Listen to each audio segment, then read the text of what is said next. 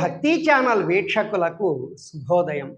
ఈరోజు తారీఖు 3వ తారీఖు ఫిబ్రవరి నెల 2026వ సంవత్సరం, విశ్వావసునామ సంవత్సరం, ఉత్తరాయణం, శిశిర ఋతువు, మాఘమాసం, కృష్ణపక్షం, తిథి విధియ, రాత్రి 2:15 వరకు, వారం మంగళవారం, నక్షత్రం మఖా నక్షత్రం, రాత్రి 11:56 వరకు, వర్జ్యం మధ్యాహ్నం 12:02 నుండి 1:38 వరకు.